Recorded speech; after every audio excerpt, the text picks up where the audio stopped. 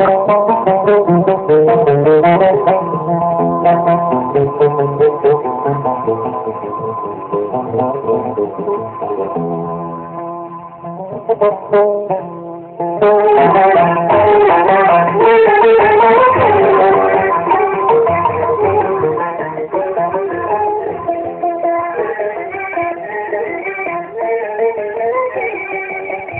hadirin rahimakumullah. Alhamdulillah ala kulli hal wa ala kulli ni'mah. Syukur kehadiran ilahi Rabbi kita panjatkan, bahwasanya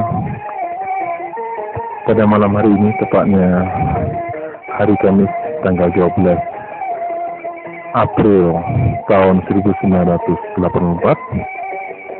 kita akan memulai lagi untuk bersama-sama menuju Pondok Pesantren As-Siddiq Putra, di mana kita bersama-sama akan meresapi acara pengajian rutin yang insyaallah akan disampaikan oleh Al-Mukarram Bapak Kiai Haji Ahmad Siddiq. Para hadirin, marilah kita sama-sama meresapi.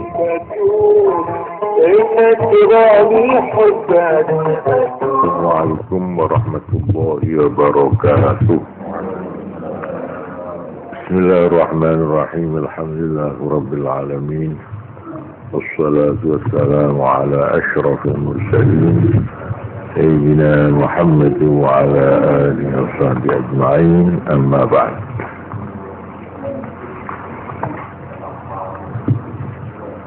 Ibu-ibu, bapak-bapak, dan saudara-saudara sekalian yang saya hormati, pada malam Jumat yang lalu saya memulai pengajian yang kedua dengan membicarakan masalah ketuhanan.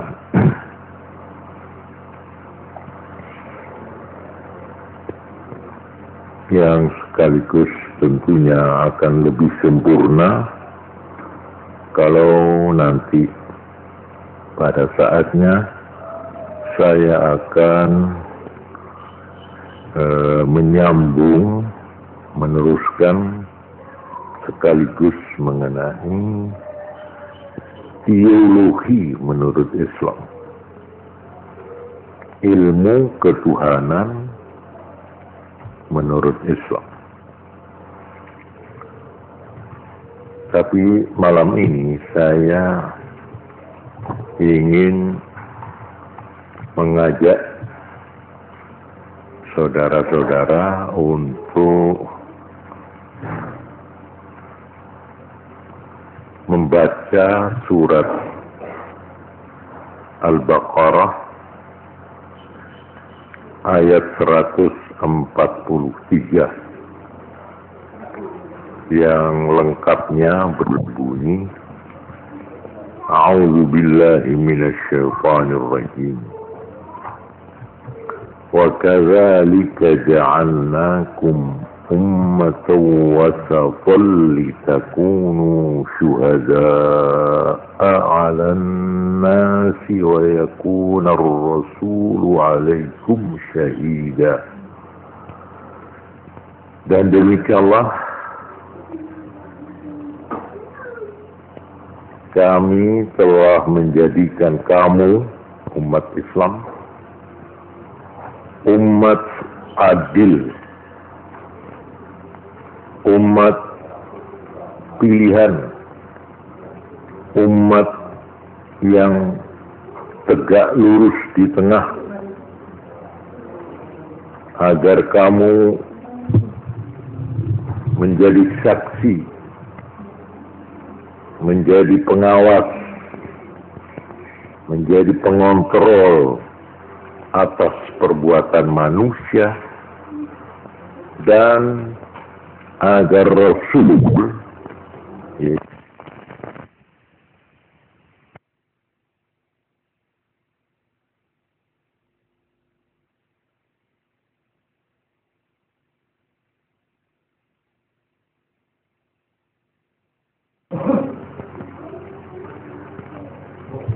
Firman ini ternyata mempunyai kaitan yang luas sekali.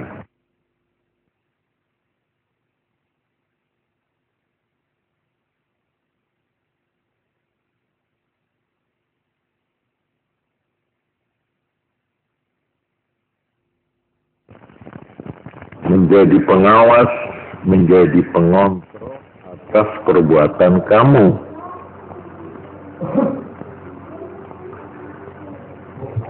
Firman ini ternyata mempunyai kaitan yang luas sekali. Antara lain, di dalam sebuah sabda Rasulullah Sallallahu Alaihi Wasallam tertulis di dalam buku atau kitab yang bernama Al-Qaulul Musaddad fi Zabbi an Musnad Ahmad,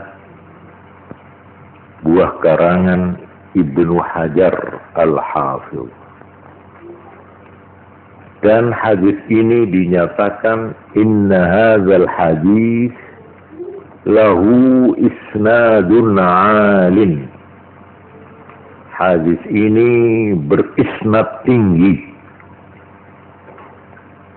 Bunyi lengkapnya hadis,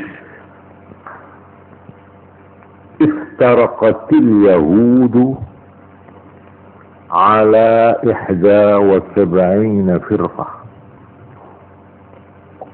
Orang Yahudi dulu sudah berpecah menjadi 71 golongan. Waftaraqatin nasara ala 72 firqah.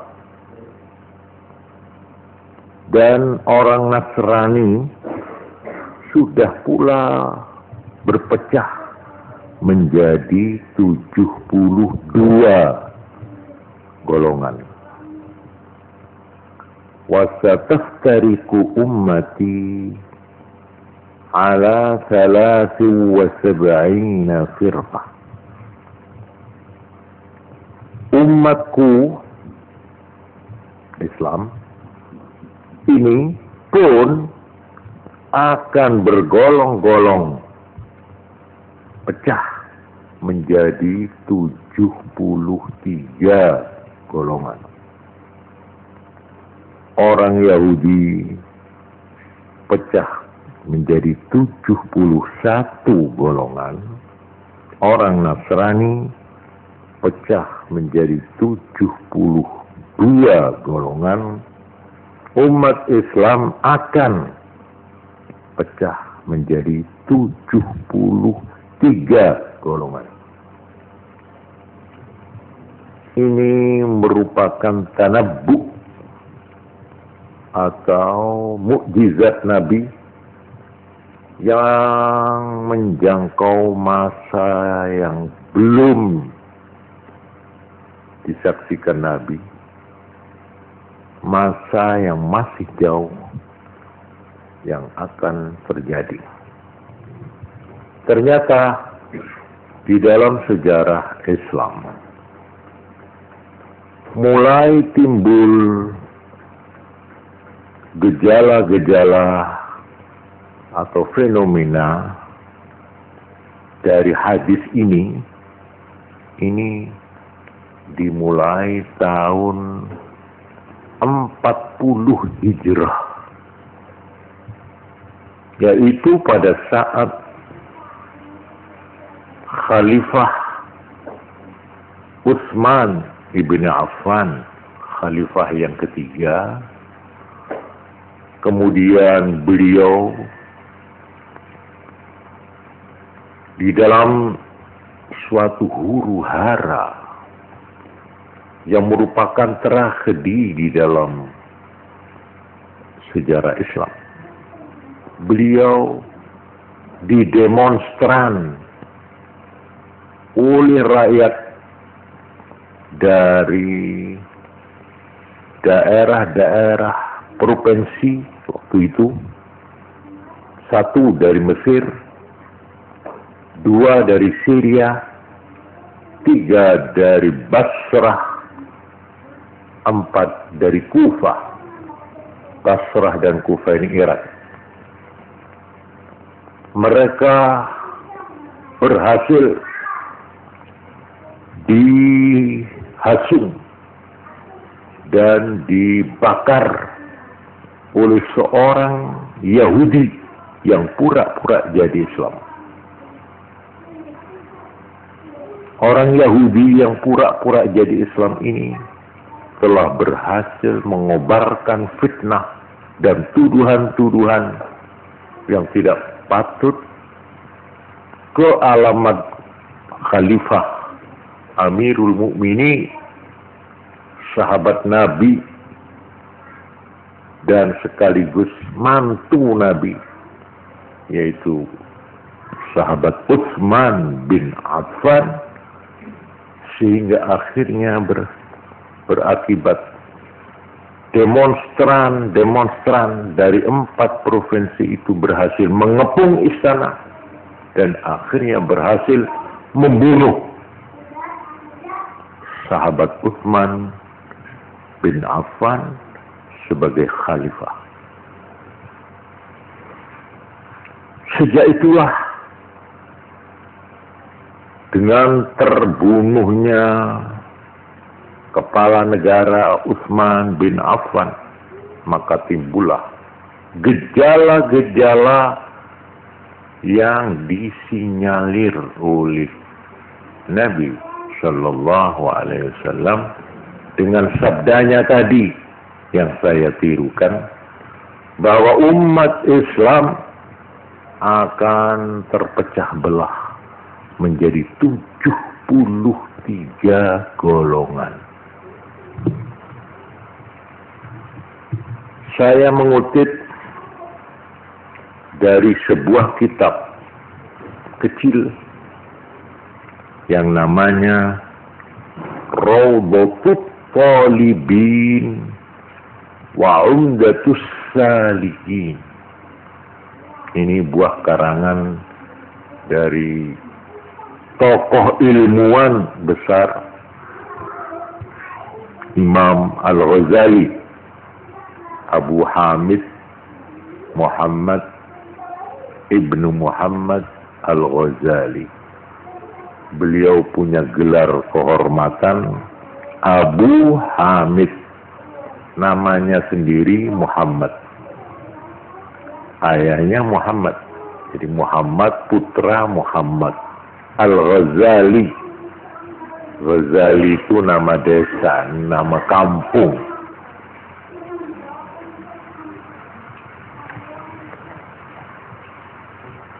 Di dalam buku kecil ini beliau menulis,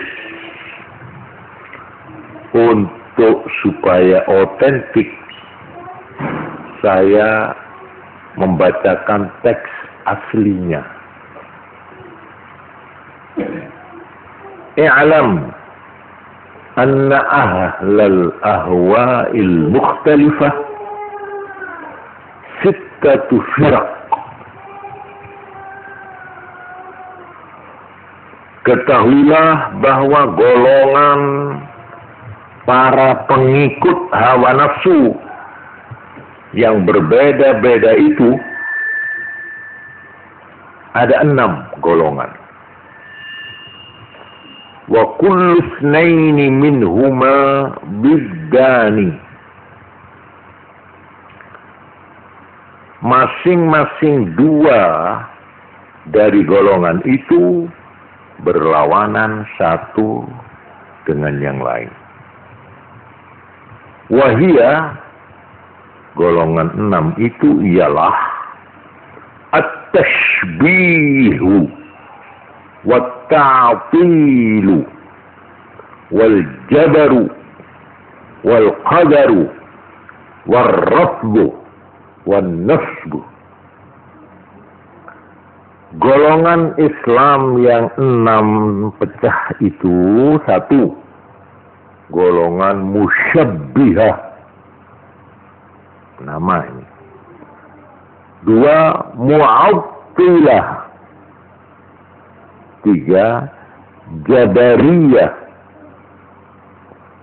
4, qadariyah. 5, rafidah.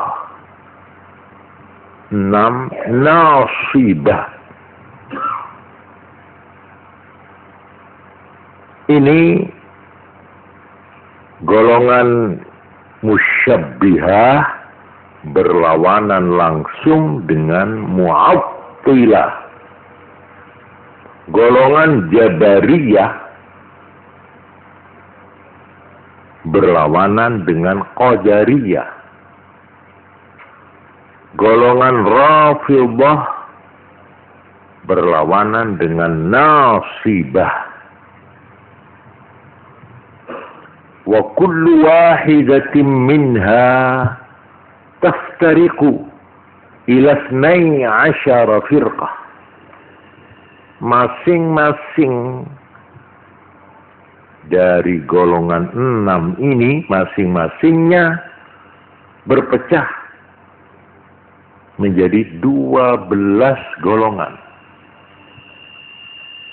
Jadi kalau tadi dinyatakan 6 kali 12, 72.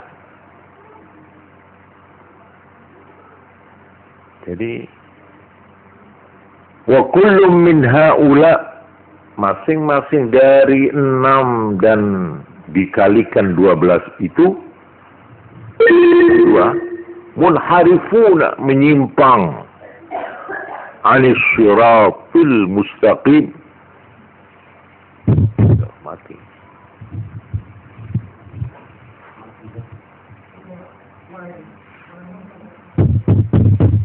Kullum min haula, masing-masing dari semua tadi 6 kali 12 jadi 72. Munharifuna anis siratil mustaqim, menyimpang dari jalan yang lurus. Wal firqatun najiyah, golongan 1 yang selamat, al-wasat, yaitu yang berada di tengah-tengah, yang tegak lurus di tengah-tengah. Jadi berarti 72 ditambah 1. Jadi 73 seperti yang disinyalir oleh Nabi itu. Wahum, siapa yang jalan tengah yang lurus ini? Wahum, yaitu ahlus sunnati wal jamaah, yaitu pengikut jejak Nabi dan pengikut mayoritas umat Islam. Ini ada kaitannya dengan hadis yang saya bacakan tadi.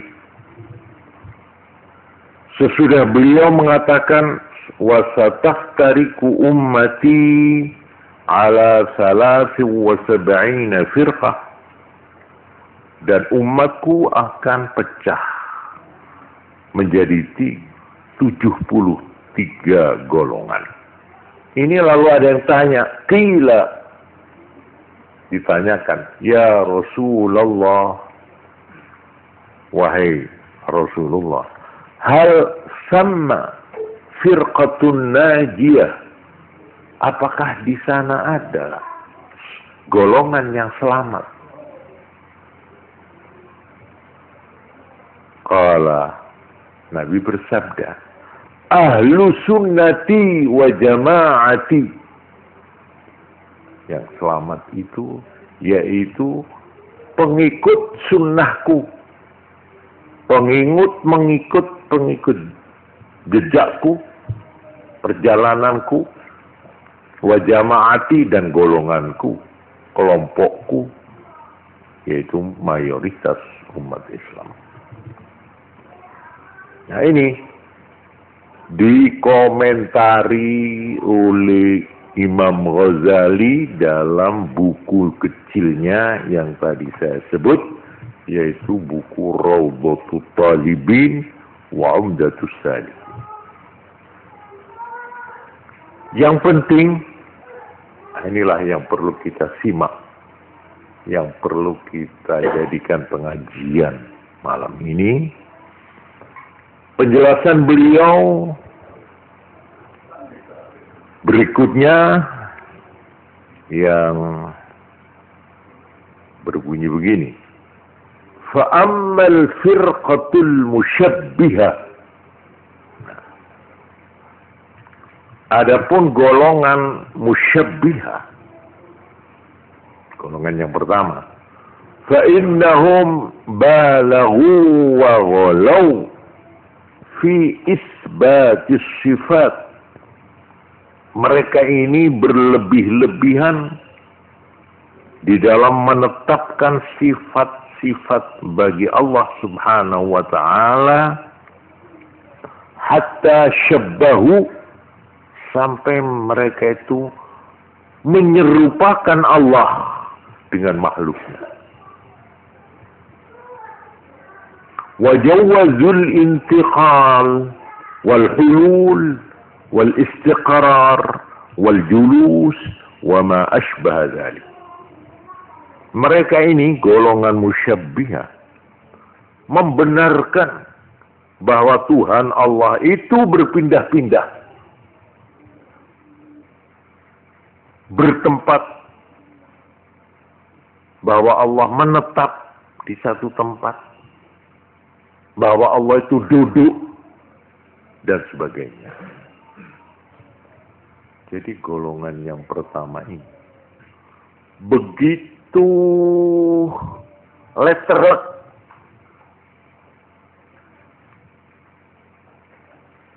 seperti dalam firman Allah, Ar-Rahmanu 'alal 'arsy istawa, bahwa Allah Maha Pemurah itu bersemayam di atas aras.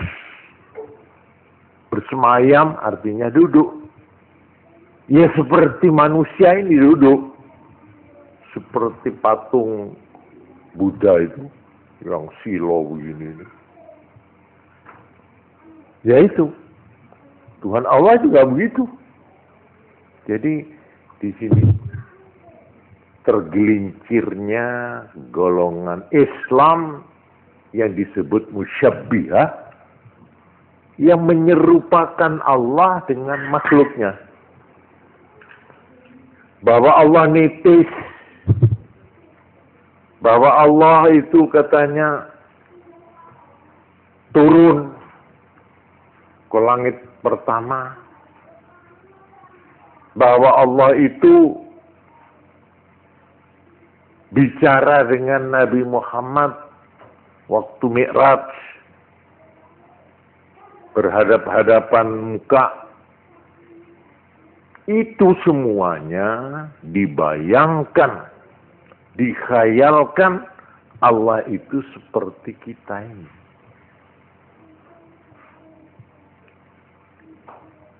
Di dalam firman memang ada yang menyebut yadullahi fawqa aydihim, tangan Allah di atas tangan manusia. Ini ayat Quran. Ini oleh golongan musyabbihah diartikan tangan-tangan ini. Jadi Tuhan itu punya tangan, yang tangan Allah ini di atas tangannya manusia. Nah, ini golongan ini sudah menyimpang. Sebab Allah dipersamakan dengan makhluknya. Wa ammal firqatul mu'attilah, adapun golongan lawannya musyabbihah, yaitu yang disebut golongan mu'attilah, fa innahum balaghu wa ghalaw wa balaghu fi nafi tashbih hatta waqa'u fi ta'til. Golongan mu'attilah ini mereka berlebih-lebihan, maksudnya di dalam mensucikan Allah dari keserupaan. Jadi kalau tadi menyerupakan, yang ini sebagai reaksi lawannya mengatakan tidak, Allah tidak sama dengan makhluk. Sehingga mereka itu karena berlebih-lebihan, akhirnya terjerumus ke dalam sikap pengosongan. Ta'til itu kosong, mengosongkan. Artinya bahwa Allah tidak punya sifat apa-apa. Allah, ini mbak tangan ini ya, Allah kok disebut punya sifat? Sifat. Terus ini ada dua kalau begitu. Ada diri Allah, zat Allah, ada sifat. Nah, tidak benar itu. Katanya golongan mu'attilah. Allah ya Allah. Sifat, tidak ada sifat Allah. Tidak punya sifat apa-apa. Ini disebut golongan mu'attilah. Golongan yang meniadakan sifat bagi Allah. Begitu mereka itu berhati-hatinya, begitu mereka mengadakan reaksi terhadap golongan pertama, yang menyerupakan Allah dengan makhluk, ini untuk tidak menyerupakan sampai mengatakan Tuhan Allah itu tidak punya sifat. Padahal malam Jumat yang lalu saya sudah menjelaskan bahwa Quran dan Sunnah hadis atau Allah dan Rasulnya memperkenalkan Tuhan kepada kita umat Islam adalah melalui 3 jalur atau 3 cara pendekatan. Pertama yaitu memperkenalkan nama diri Tuhan itu, yaitu Allah. Jadi Allah itu nama monopoli. Tidak boleh benda-benda yang lain disebut Allah. Hanya Tuhan Allah saja. Ini nama. Lalu yang kedua, karena kita tidak bakal bisa melihat dengan panca indera siapa Allah itu, apa Allah itu, maka Quran atau agama ya Tuhan memperkenalkan Allah kepada kita ini dengan menyebut apa? Menyebut sifat-sifatnya. Nah, oleh golongan tadi Mu'attilah dikatakan Allah tidak punya sifat. Sebab kalau punya sifat sama dengan manusia, sama dengan makhluk yang lain. Benda itu putih, orang itu ganteng, orang itu berkuasa. Nah, kalau Tuhan dikatakan Allah itu berkuasa kan sama dengan itu. Presiden itu berkuasa, penguasa. Tuhan Allah juga penguasa. Ini sama. Ini golongan Mu'attilah mengatakan Tuhan tidak punya sifat. Padahal Quran dan hadis memperkenalkan kepada kita sifat-sifat Allah. Maha kuasa, maha pencipta, maha tahu, maha mendengar, maha ini, ini Allah sendiri yang mengatakan dalam Quran, didukung dan dijelaskan pula oleh hadis. Ini jalan kedua. Lalu jalan yang ketiga, yaitu dengan memperkenalkan apa? Apanya? Malam Jumat yang lalu.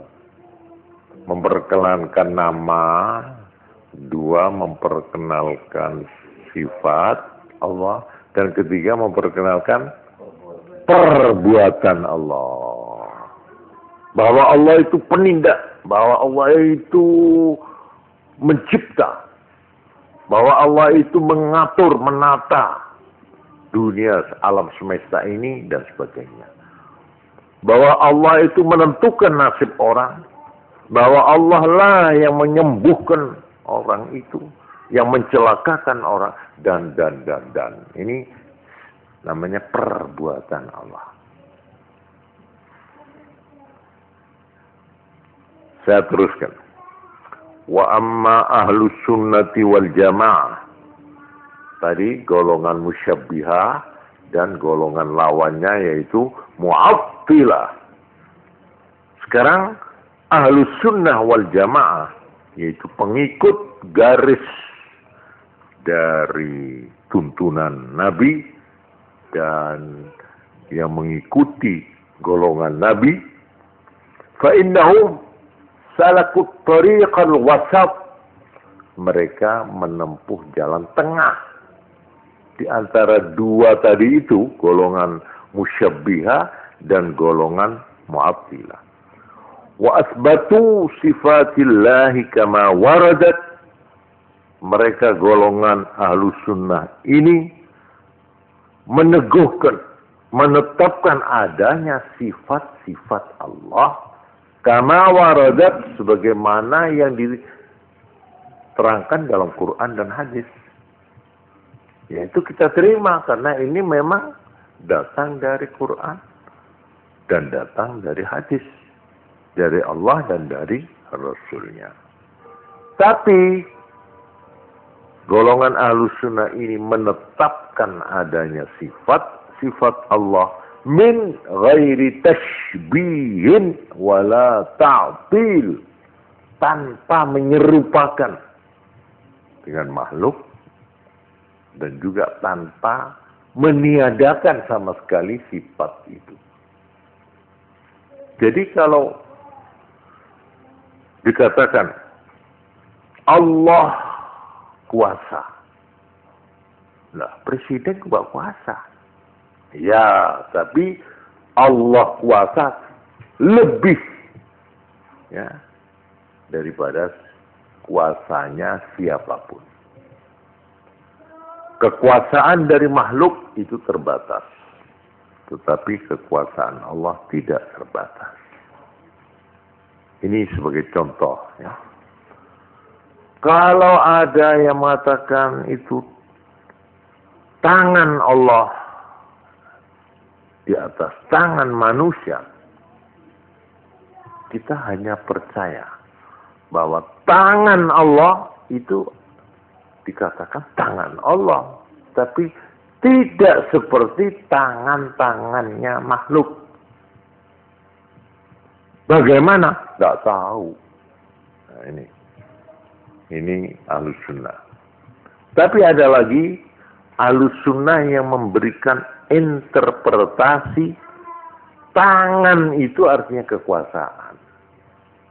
Jadi kalau disebut tangan Allah itu artinya kekuasaan Allah. Jadi itu hanya meminjam bahasa. Jadi itu namanya kiasan saja, arti kiasan. Nanti saya mau bicarakan hal ini lebih lanjut dalam uraian tentang teologi, ya, ilmu ketuhanan menurut Islam. Kemudian ada lagi di sini keterangan golongan yang ketiga. Wa ammal jabariyatu wal qadariyah. Dua golongan yang berlawanan. Fa kullum minhum ba'idun 'anil shiratil mustaqim. Maka masing-masing dari kedua golongan ini jauh dari jalan yang lurus. Bagaimana penjelasannya? Begini. Faman nafal masyi'ata. wal kasba an nafsih fahuwa jabari. Siapa yang mempunyai kepercayaan bahwa manusia ini tidak punya kemauan, bahwa manusia ini tidak punya usaha, sama sekali manusia ini adalah wayang yang tidak berdaya, tidak berkekuatan, dan tidak mempunyai inisiatif, tidak punya apa-apa. Fahuwa jabari. Maka golongan ini disebut golongan jabariyah. Orang yang menganggap bahwa hamba Allah yang namanya manusia ini tidak punya kemauan, tidak punya usaha, semua di tangan Allah. Nasib kita ini kita tidak ikut menentukan. Kita bodoh, Allah yang membuat. Kita jadi pelacur, Allah yang menjadikan. Kita jadi maling, Allah. Semua di tangan Allah. Manusia ini adalah robot yang sepenuhnya digerakkan oleh Allah. Nah, paham begini ini disebut golongan Jabariyah. Sebaliknya, waman nasabahuma ila nafsi.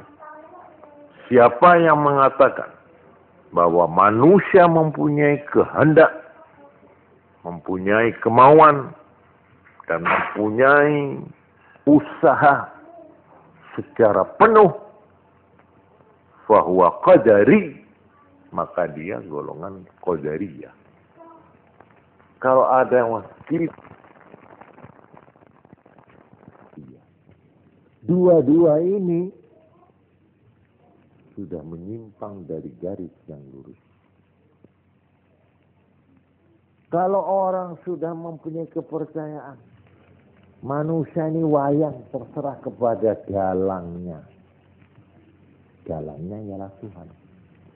Kita manusia ini, apa katanya Allah? Dibikin baik ya katanya Allah, dibikin buruk ya katanya Allah, dibikin goblok ya Allah, dibikin pinter ya Allah, dibikin naik pangkat ya Allah, dibikin sukses dalam hidup ya Allah.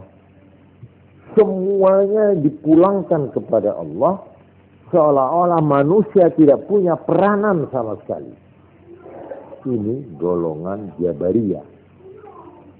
Inilah yang menjadi sumber adanya aliran yang disebut fatalisme. Menyerah kepada takdir. Gelundung semprong. Arepopone. Ini orang yang sudah apatis dalam hidup. Putus asa dalam hidup. Melarat diapakno maneh. Yes ngene tulisane. Panjenes ngene nasibe arepopone. Lho ini golongan Jabariyah. Golongan yang sama sekali tidak berusaha, yang sama sekali tidak mempunyai inisiatif, tidak punya ikhtiar, tidak punya usaha. Ini salah. Sebaliknya, golongan Qadariyah itu terlalu memusatkan segala-galanya itu kepada manusianya sendiri. Nah ini yang kadang-kadang kalau tidak hati-hati kita juga termasuk di sini. Kitalah yang akan menentukan nasib diri kita. Bangsa ini akan maju atau mundur tergantung pada bangsa itu sendiri. Nah, ini kan cukup menarik, ya kan? Lalu bagaimana sikap tengah-tengah di antara dua? Wa man nasabal masyiata ila Allah Ta'ala. Siapa yang menyandarkan kehendak dan ketentuan kepada Allah, wal kasba ila al-'abdi, dan menyandarkan usaha dan ikhtiar kepada hamba, bahwa sunni, itu golongan sunni. Kalau dia bisa meretas jalan tengah, bahwa ya memang ketentuan dari Allah, tetapi manusia harus berusaha. Jadi usaha, kemauan, cita-cita, ikhtiar harus. Tapi ketentuan apakah berhasil atau tidak di tangan Allah. Ini yang benar. Ini yang benar. Ini ajaran Islam. Kita ingin kaya, bekerja. Kita ingin pintar, sekolah. Tapi berapa banyak orang yang gagal di tengah jalan? Sudah diputar segala usaha, sudah penuh, tuntas. Menurut perhitungan, rencana itu sudah matang. Kalau negara, Tripolita sudah teliti. Semua ahli-ahli sudah membuat.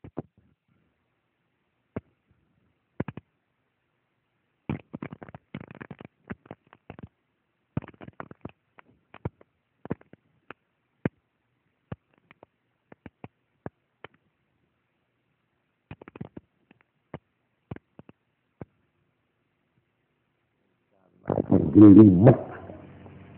Tapi apakah rencana itu semuanya berhasil seperti yang direncanakan?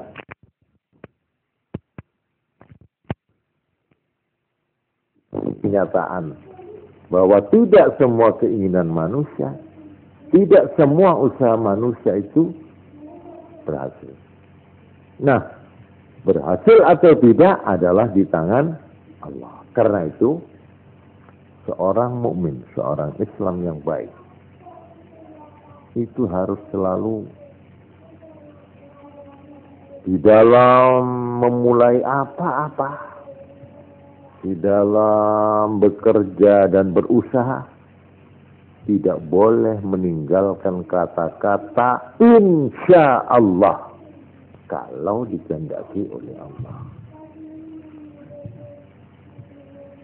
Mari kita ke sana. Ya baiklah, insya Allah. Ayo kita dagang supaya berhasil. Sebab menurut perhitungan saya, ini begini. Ini berhasil, insya Allah.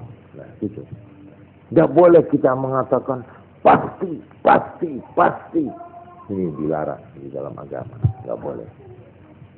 Jadi kata-kata memastikan ini pernah Allah Subhanahu wa ta'ala menegur Kanjeng Nabi. Karena Kanjeng Nabi ditanya oleh orang-orang Yahudi, ya, pendeta. Muhammad, kalau engkau memang Nabi, kalau engkau memang utusan Tuhan, coba jawab pertanyaan saya 3 ini. Apa? 1 tentang roh. Roh itu di mana, apa, dan bagaimana. Ini 1. Nomor 2, coba ceritakan kepada saya itu perjalanan seorang tokoh besar dalam sejarah yang bernama Zulkarnain, Alexander the Great. Coba terangkan. Yang 3, coba terangkan kalau memang betul-betul kamu ini Nabi dan Rasul, coba terangkan tentang itu. Pemuda-pemuda yang bersembunyi di gua, yang tertidur selama 300 tahun. Tertidur 300 tahun. Nah, itu memang, coba terangkan kalau kamu betul-betul Nabi. Ada enggak itu pemuda yang berlindung dan tertidur selama 300 tahun? Nabi Ya, ini Nabi dengan meyakini bahwa Allah tidak akan membiarkan dia, ya, beliau menjawab, baik, akan saya jawab besok pagi. Ini tidak sekarang, besok pagi saya jawab pertanyaanmu. Turun wahyu dari Allah menegur Nabi, hei kamu Muhammad, wala taqulanna li syai'in inni fa'ilun dzalika ghadan illa ayyasha Allah. Kamu jangan sekali-kali mengatakan pasti besok saya akan jawab, besok pasti aku akan berbuat. Jangan begitu, kecuali kamu beri embel-embel insya Allah kalau Tuhan menghendaki. Nabi dapat teguran langsung karena beliau menjanjikan pasti besok pagi akan saya jawab pertanyaanmu itu. Ini kan soal mati hidup buat Nabi. Kalau dia tidak bisa menjawab, betul-betul jatuh ini. Kenabiannya, kerasulannya habis sudah. Bukan sekedar gengsi, bukan. Berakhir kerasulannya kalau beliau tidak bisa menjawab. Nah, beliau mengatakan pasti aku akan jawab besok pagi. Ini dilarang, ya, dimarahi oleh Tuhan supaya menjadi contoh kita ini, ya. Kita tidak boleh mengatakan, ya Allah, utangnya kapan bayar? Khawatir besok mesti tak bayar, jam 3 persis. Gak boleh itu, gak boleh, gak boleh. Itu bukan sekedar basa-basi, gak bolehnya. Itu betul-betul sampai Sayyidina Umar Ibn Khattab itu tidak pernah utang kepada orang. Betapapun terdesanya. Waktu ditanya, kenapa sampean kok tidak mau utang? Saya mau utang. Saya tidak tahu kalau saya akan bayar utang, apakah umur saya sampai kepada saat itu. Kalau saya menjanjikan, aku nyelih duit, engkau sore tak bayar, apakah umur saya sampai ke nanti sore? Saya belum tahu. Karena saya tidak tahu, saya tidak berani utang. Saya khawatir tersusul oleh ajal kematianku. Begitu kuat iman beliau ini, ya. Sehingga untuk masa yang akan datang sama sekali beliau tidak berani menentukan apa-apa. Tapi ya, kita jangan seperti Umar, ya. Nanti kalau seperti Umar Ibnu Khattab semua, tidak ada apa-apa nanti. Janji ini, ya Pak, saya nang omah ya. Iya itu gampang. Itu ya, tantang dulu ya. Ya, itu sebenarnya tidak boleh. Harus diberi jawaban apa? Insya Allah. Kalau dikehendaki oleh Allah, artinya dikehendaki itu ya umur saya panjang, gitu, atau kesehatan saya memungkinkan, atau tidak hujan, bapaknya ya, terus kalau mau bengi, padahal beledos bisa. Umpamanya itu kehabisan bensin, umpamanya ini yang punya mobil, lah kan tidak tepat. Padahal sini sudah metiti, wis motor kecil, baru tengah jalan kerjaan bensin. Yang ngono kok boleh ngerti, gitu loh. Karena itu dilarang kita itu mau menggagai masa depan. Sesuatu yang belum terjadi, nah ini itu namanya masyiah, ketentuan dari Allah. Tapi kita kasih usaha ikhtiar harus. Nah ini yang benar. Ini ajaran Islam yang benar. Tapi kalau orang itu lalu gelundung semprong, ya apa kan tidak usaha? Aku gitu. Sepanjang jatah ya apes aku. Lah kok jatah apes ya? Ya dagang bako ya bro. Dagang pindang ya mambu. Dagang iki wis pokoke aku itu dinasib pengenan ngene iki wis. Ya, enggak boleh, enggak boleh. Ini disebut aliran apa tadi? Jabariyah. Jabariyah itu merasa tidak punya peranan apa-apa, segala-galanya ada di tangan Allah, Tuhan. Tapi sebaliknya, ini yang kita kadang-kadang, terutama yang muda-muda, untuk memberikan self-sugesti, untuk memberikan dorongan yang kuat, pasti berarti hancur dan matak. Pokoknya omong tuh kayak ngarepe irung gitu. Ini rencana, kamu ini jangan ragu-ragu ya. Ini usaha saya, ini sudah keluaran fakultas ekonomi. Ini matematikanya ya pas. Dua ini pasti. Jangan khawatir. SD pada nih. Maksudnya, iya kau melak apa? Ayo ini pumpung kesempatan. Biar 3 juta ya ini. Mesti kumpul no.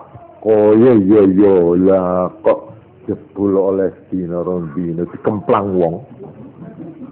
Arah kan dari ngono piye? Jadi yang tidak terduga-duga. Nah ini istilah sekarang ini. Kejadian yang tidak terduga-duga. Kita suruh ngotot-ngotot metu ditabrak mobil mati.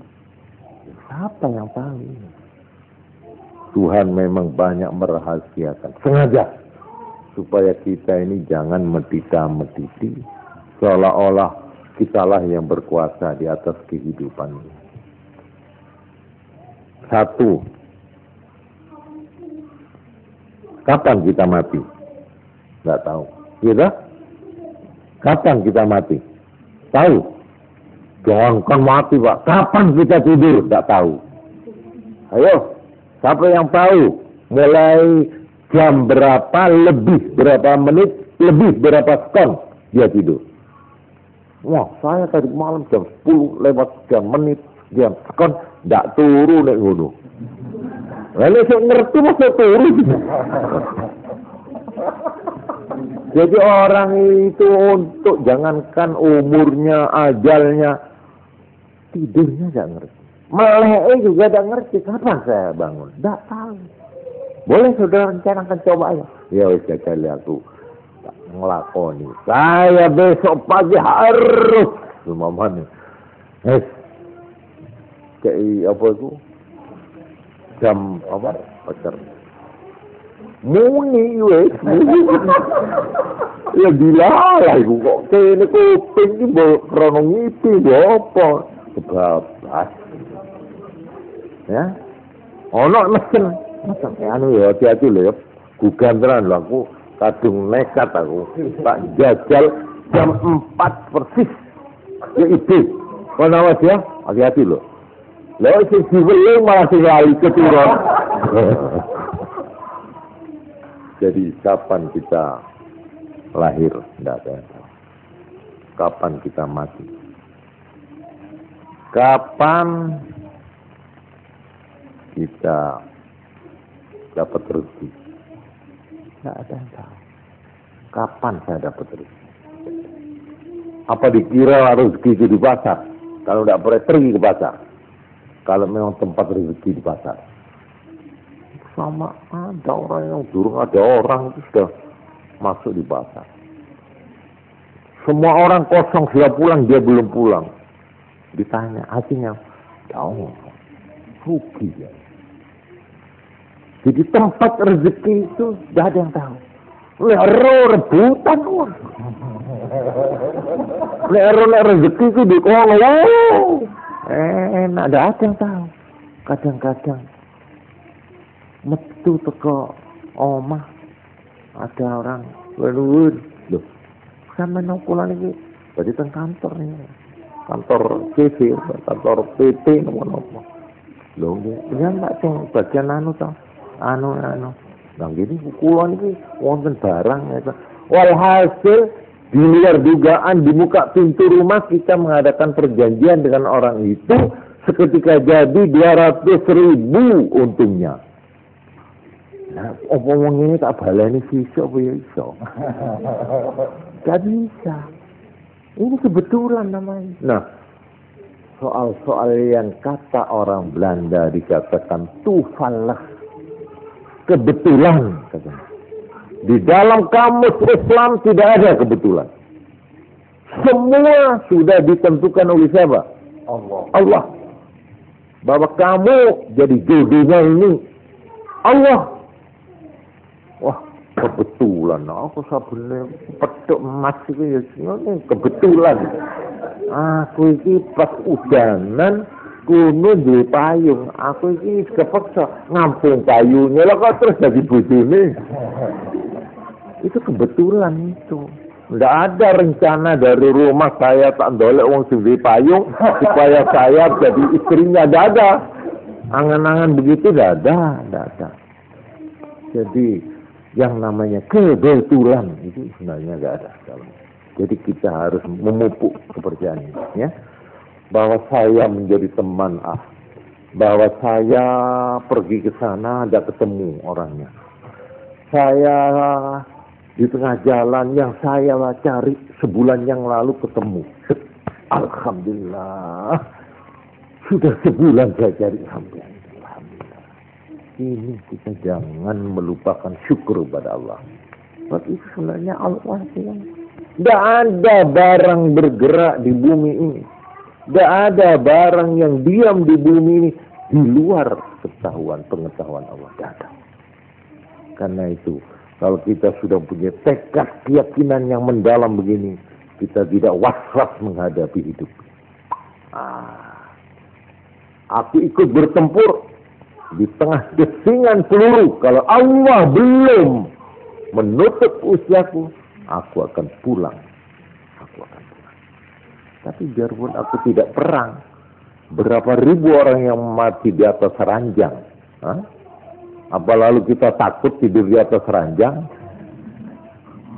Karena orang selalu yang banyak itu, mayoritas orang mati itu di atas gerdin. Apalagi kita tidak tidur di atas gerdin, sudah enak. Mbahku biar mati ning kene. Bapakku ya ning kene, anakku ya ning kene ning gerdin. Jadi aku tak ning nduri klopo ae. Tidak ada orang yang sinting begitu itu. Tapi kalau orang beriman, tak soal. Berapa ratus kejadian lalu lintas, kecelakaan, tabrakan. Tapi kalau orang beriman, tidak usah was-was. Naik pesawat, naik kereta api, naik Honda, bismillah. Karena itu kalau mau naik apa-apa, Kanjeng Nabi dahulu. Naik kon jaluk selamat ya, mau arep lunga ki maca iki. Ya apa? Bismillah. Tawakkaltu 'ala Allah. Wala haula wala quwwata illa billah. Terutama supir. Kudu. Itu mesti nubruk paling enggak. Mesti nubruk mati, ya nubruk tapi tidak mati. Ya gitu loh. Itu penting itu buat orang yang punya SIM. Jadi ini SIM dari Allah. SIM dari Rasulullah. Nek kon arep lunga-lunga, ya dadi supir utawa dadi penumpang. Maca iki. Bismillah, tawakkaltu 'ala Allah. Wala haula wala quwwata illa billah. Gampang itu. Ya. Bismillah. Monggo ditutno. Bismillah. Tawakkaltu 'ala Allah. Wala haula wala quwwata illa billah.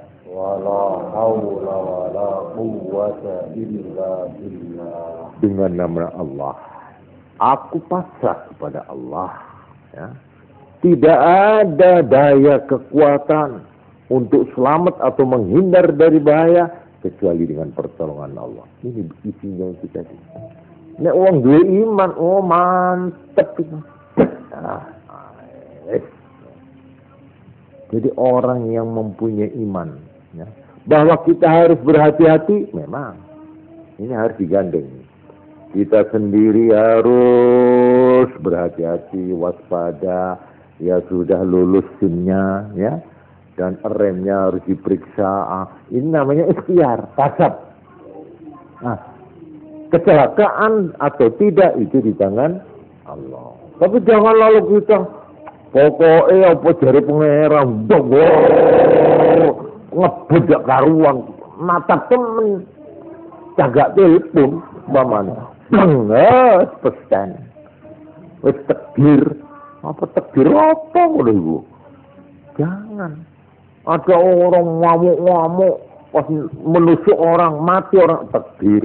Loh, kok enak emang bisa kok takdir? Orang nggak gelem nyambut gawe, daiku cuma ndonga ya Allah, kula niki paringi sugih ya Allah. Ora sugih takdir. Takdir apa kok iku? Lah kan kepengin ngerti takdir nyambut gawe ya dhisik. Nah, ini sami wonten tamu Gusti Kanjeng Nabi Muhammad sallallahu alaihi wasallam nampi tamu. Numpak unta. Bareng pun madhap terus mlebet sowan Kanjeng Nabi. Lho, kowe numpak apa mau? Unta. Lah untamu ndi? Aku lecul teng latar niki. Napa terus ya Allah. Hah? Kanjeng Nabi rojok mlenggong. Apa? Dia napa terus ya Allah. Ora kok kencang. Betul. Kanjeng Nabi terus metu. Akhirnya diambil ontanya itu terus diikat. Saiki tawakal nang Allah. Jadi kita harus usaha, harusnya diikat. Sudah diikat, baru tawakal. Jangan dilepas sepeda aja dikusin. Dah sampai cari ini, wis. Sampai cari ini Allah. Tak kenal orang Islam ngono iku, dudu wong Islam niku. Dudu Islam sing sempurna maknane ya. Pamane lalange dak dikancing. Napa terus sih? Tawakal. Ndak dikunci kabeh. Akhirnya harus digaji.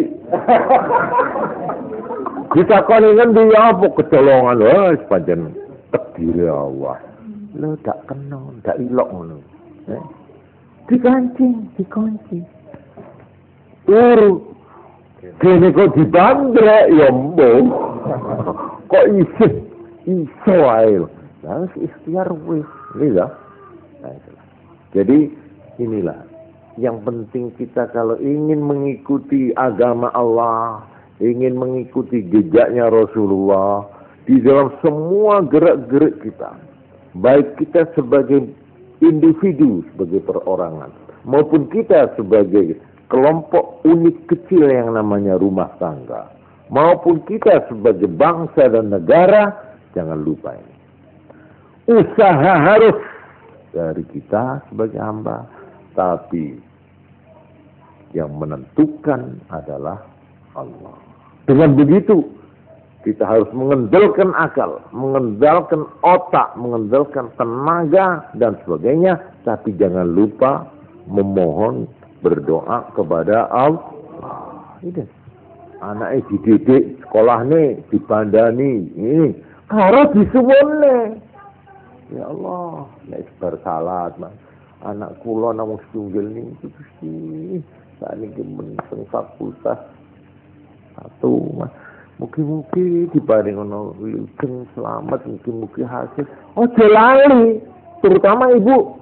Ibu paling mandi dungane nek ndungane anak.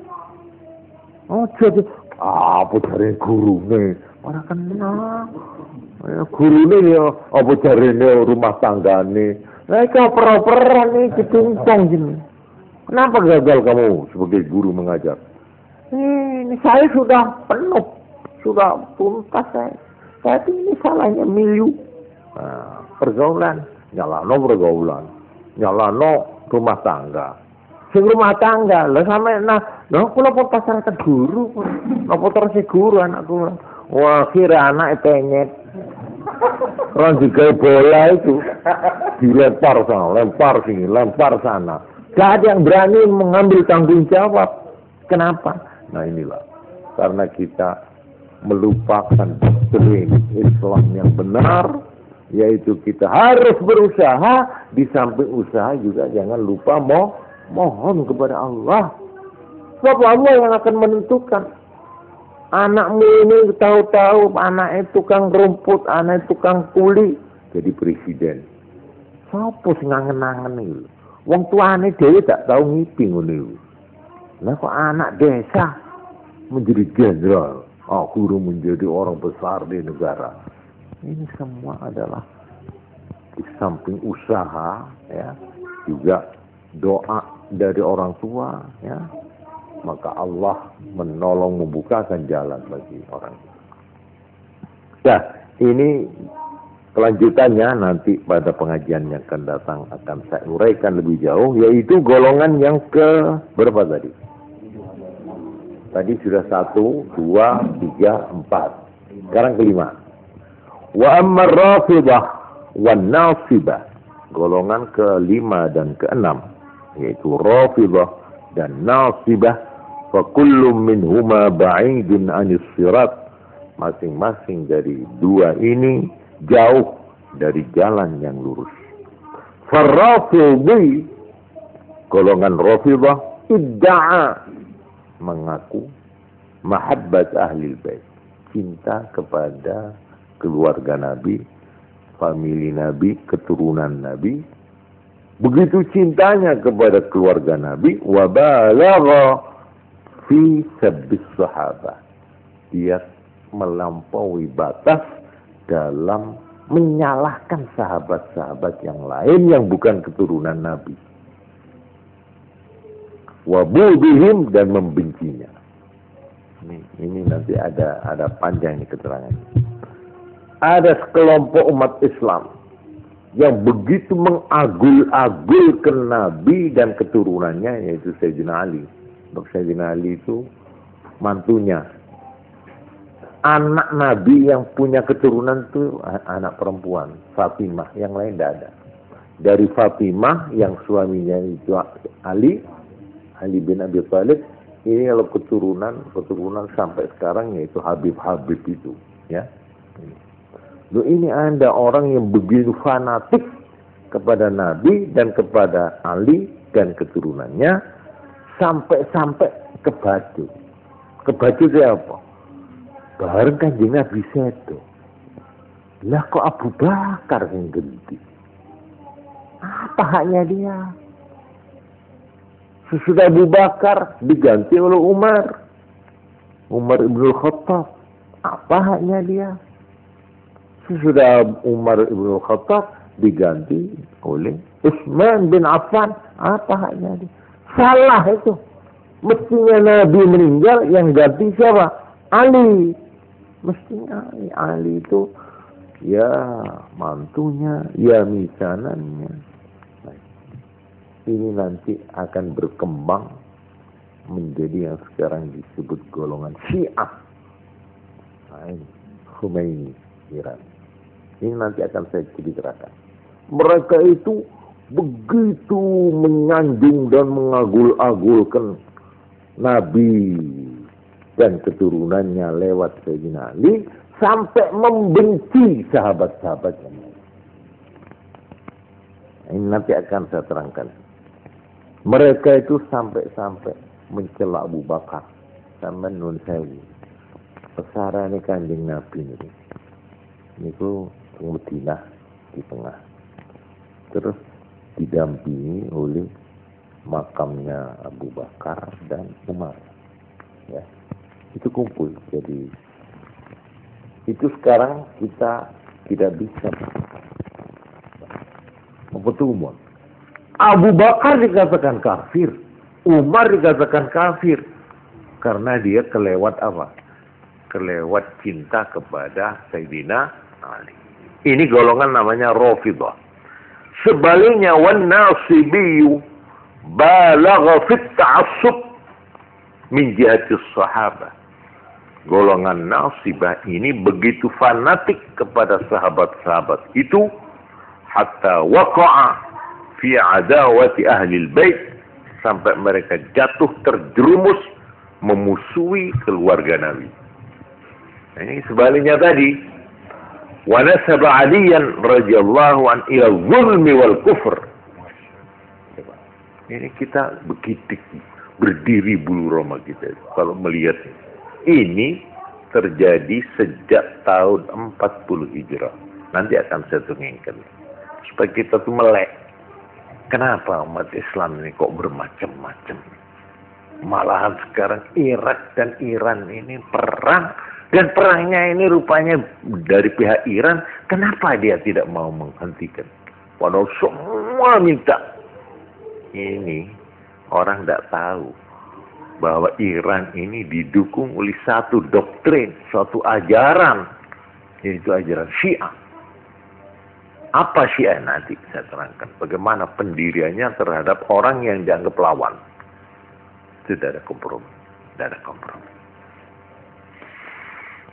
Nah, sekarang wa amma ahli sunnah, nah, golongan yang tadi tengah-tengah, fa innahum salakut tariqal wasat, mereka menempuh jalan tengah. Fa ahabbu ahlal bait, mereka menghormati dan mencintai keluarga Nabi. Wa ahabbu sahabah, dan juga serentak dengan itu juga mencintai dan menghargai sahabat-sahabat yang lain. Sama-sama kita hargai. Kita cinta kepada Sayyidina Ali, kepada Fatimah. Juga kita cinta kepada Abu Bakar, Umar, Utsman. Dan sahabat-sahabat yang lain. Wa hafizallahu ta'ala alsinatahum minal waqi'ati fi ahadim minhum. Dan Allah memelihara lidah mereka ahlu sunnah dari ngomong tidak baik, mencela salah seorang di antara sahabat-sahabat yang manapun, illa bilhamdi wassana'i alaihim, kecuali dengan memuji dan menganggap baik kepada mereka semuanya. Falillahil hamdu wal minnatu wassyukur. Ini tulisan dari Imam Ghazali dalam kitab itu. Ini buat saya penting ini untuk diketahui oleh kita, sehingga kita jangan pusing melihat keadaan di kanan kiri ini. Kenapa umat Islam ini mempunyai pendirian yang berlain-lain? Nah, ini. Saya terus terang selalu mensinyalir hal ini. Kenapa terhadap Pancasila umat Islam ini mempunyai sikap yang berlain-lain? Nanti akan saya uraikan insyaAllah pada pengajian yang akan datang. Ya. Tapi saya memang sengaja mengajak sampean, mari sedikit mendasar kita melihat di mana sumbernya, di mana letaknya, dari mana asal mulanya. Nah, asal mulanya justru sinyalemen dari Rasulullah sendiri, ya, di mana Nabi mengatakan besok umatku akan menjadi pecah menjadi berapa tadi? 73 golongan. Ya. Nah, sabda ini ada dua yang perlu dicatat. Pertama, bahwa Nabi menyebut ummati sataftariku, ummati, umatku. Lu artinya masih dianggap umatku. Jelas ini ya. Jadi 73 itu umati, umat saya. Jadi masih diakui oleh Nabi sebagai pengikutku.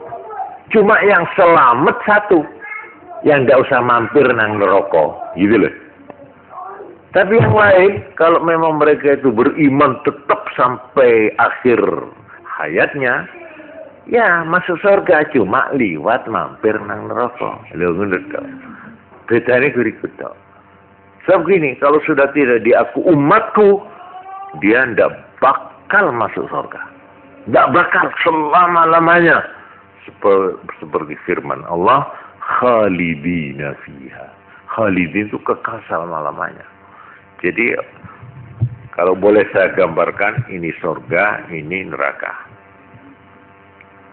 Orang itu asal punya iman syahadat kepada Allah dan Nabi Muhammad SAW sebagai Rasul, ini dibagi dua. Ada yang karena dosane rada akeh, gitu loh. Ya, sing salate ora temenan upamane ini. Yo wis sing pasane sing gur tutup gendang apa sing kendang apa. Ya cuma kawitane mbek burine tok upamane iki upamane. Atau ya wis kabeh wis dines bayange pasan kerja kate sing rasa-rasa. Padahal dia usaha besar ya. Mamanya. Lho iki nek mati dia kok dosane ora disepuro karo Allah, ya mlebu swarga ning mampir dhisik ning neraka. Pirang tahun mbok 300. Ya gitu loh. Mbok 200 maneh gitu terserah kepada kesalahannya. Tapi nanti kalau sudah habis menjalani hukuman, akhirnya cintas mlebu swarga. Asal iman. Tapi nek wong tidak iman, tidak percaya nang Allah, tidak percaya nang Rasul, langsung neraka gitu. Neraka kasih salah ning kono, tidak bisa munggah maneh. Tapi ada lagi orang Islam yang berbahagia. Dia itu ya tidak bersih dari kesalahan. Cuma karena dia mohonnya itu luar biasa, mohon ampun, mohon ini. Dia berusaha semaksimal mungkin lah sudah. Ya, kesalahan minta sepuro nang wong anu dosaku sampean sepuro. Walhasil usahanya maksimal lah sudah. Dosanya banyak orang mati.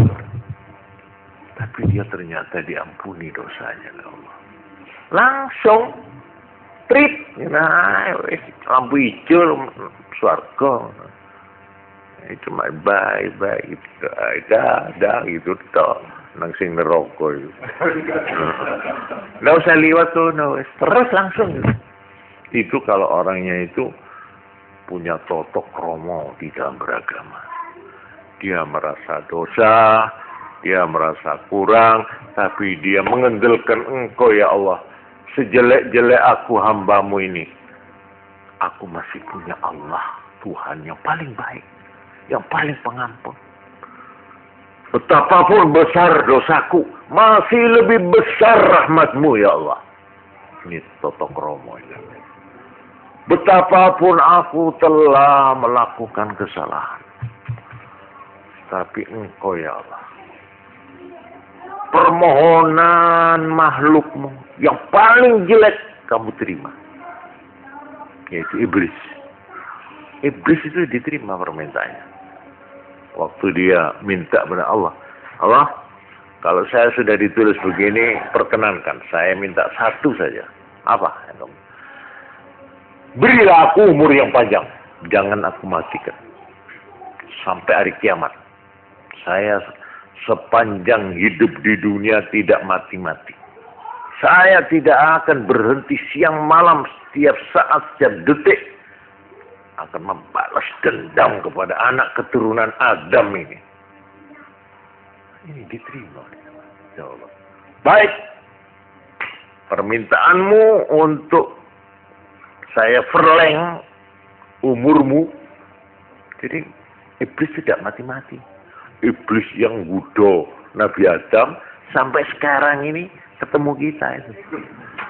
Kita masih menangi. Terus tidak mati-mati. Nah ini kita, ini ada seorang orang alim ya. Ndungo wis atine wis rusak dosa kesalahan. Ayo apa aku iki? Olehku salat ya lagi saiki ya nae. Mamane. Tapi dia tidak putus asa. Ya Allah, aku kembali kepadamu. Aku bersujud